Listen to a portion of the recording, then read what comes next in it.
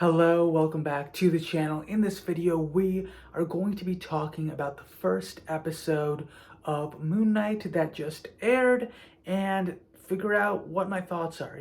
Now, initially, let's just go over what I think overarchingly, how I'm feeling about this first episode. I enjoyed it. I thought it was interesting specifically because I knew nothing about the Moon Knight character, so it was a introduction for me specifically as to what this character is about and the different personalities that exist within Moon Knight's physical body. From what I can tell, there are a couple different characters we're going to be seeing played by Oscar Isaac, and then also we have a couple of other characters out in the periphery, a few that are specifically related to Stephen Grant, as well as the main villains of the story. Beyond that though, the first episode is primarily just a way to jump into the story and latch on to one particular character, and that is Stephen Grant. We essentially only follow him throughout this episode. We don't really see anything until the very end of, I believe it's Mark Spector is the character,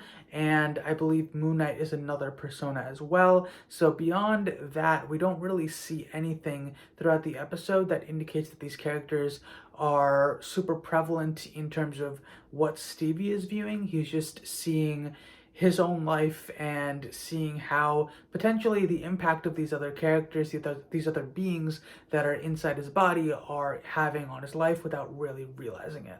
That being said, let's actually get into some of the specifics of this episode. So the main thing that I think that this video, or this episode rather, is trying to portray is that Stevie is really getting the short end of the stick here. And I'm saying Stevie just because I remember from the actual episode that he doesn't like being called Stevie, but it's kind of stuck in my brain. So instead of Steven, I'm probably going to say Stevie every now and again. It is what it is. But as I was saying, Stevie really is getting the short end of the stick here because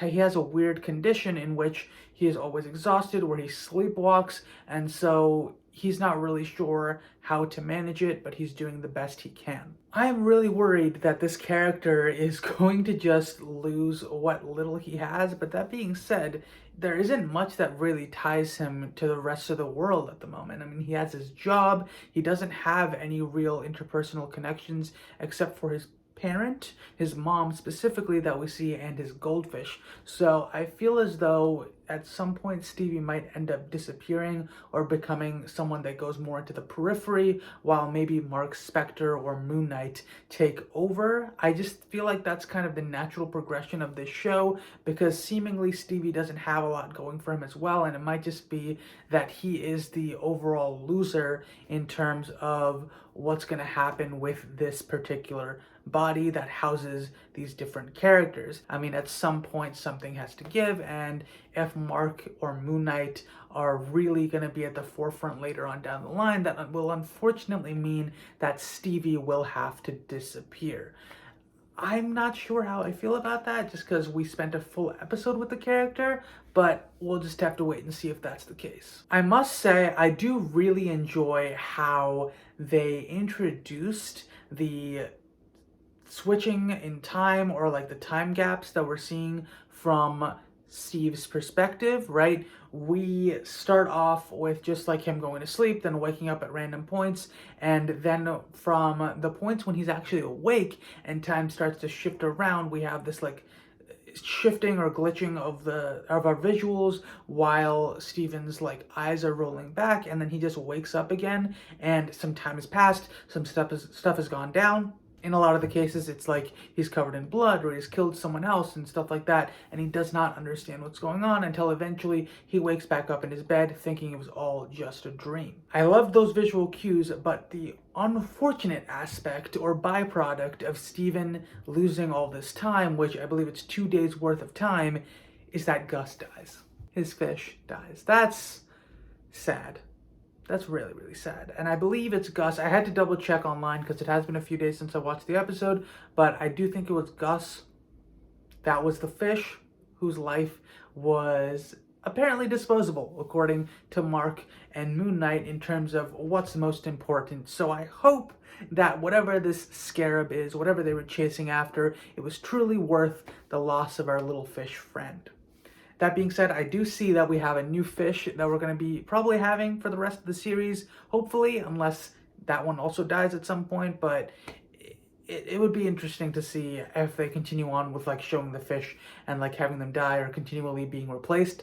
Not sure. I just think that would be an interesting aspect. It's interesting. I mean, the one character or the one being, right, which is Gus, that seemingly Stevie is most closest to, dies.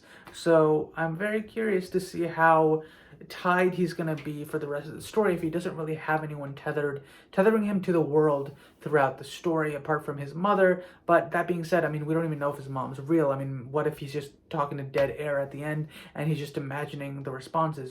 We have no idea. And I think that would be very interesting to see what his mom, if she exists or if she's real, thinks about the other personalities. Like, does she know what's going on? Because I'm curious to know if Steven is even the initial personality from this character or if he was created later on down the line. We have no idea. And seemingly we also really don't know anything about his backstory in terms of how he ended up working at the museum. Is he the one, like, was he an archaeologist at some point? Like, what is his actual backstory? What's going on here? We have no idea. Arthur Harrow. So this is a character that's definitely going to be the villain for the rest of the series unless we have some more gods appearing later on down the line. I'm not too sure, but as we see right now, he seems to be the main villain. He has some powers. He has, as well as this community or cult that exists out there that seems to be pretty large. More specifically on his powers though, I mean, it seems as though he is a servant of some kind to an existing Egyptian god. What we understand and what we see is that the god is probably the god that actually weighs your heart against the feather. I think that's who it is, but I don't know too much in particular to Egyptian mythology, so that's just my best guess with what I'm seeing here in the story.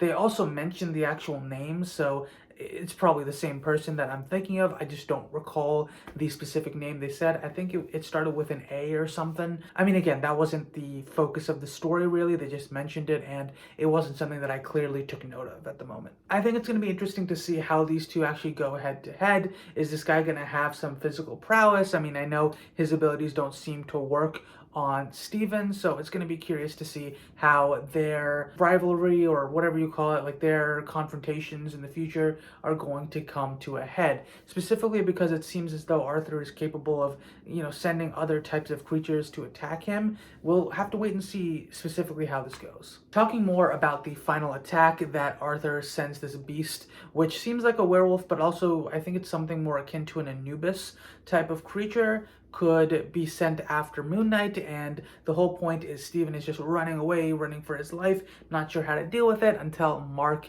tells him to let him take over, and then Moon Night appears. Now the question that I get from this is Marc just another persona within the body, and then how does that relate to Moon Night? Is that Moon Night working alongside Marc in that moment? Like, what's actually going on there? I don't know, because I know literally nothing about this character beyond the multiple personalities. That's all I know. So I'm curious to see how that is going to go moving forward, if they're going to explain exactly what Moon Night is in relation to Marc, who's the specific voice in their head, what else is going on.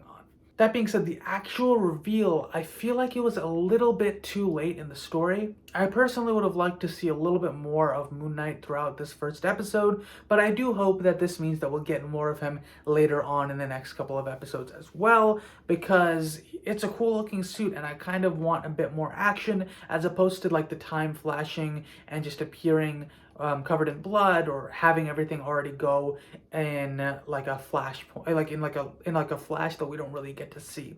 So I would be curious to see if we get to have more moments with Moon Knight and have more interesting action set pieces moving forward. We'll just have to wait and see on that, but I think that would be definitely the route that I would be more interested in. So yeah, that is all I have to say for this video. I had a very good time watching this first episode.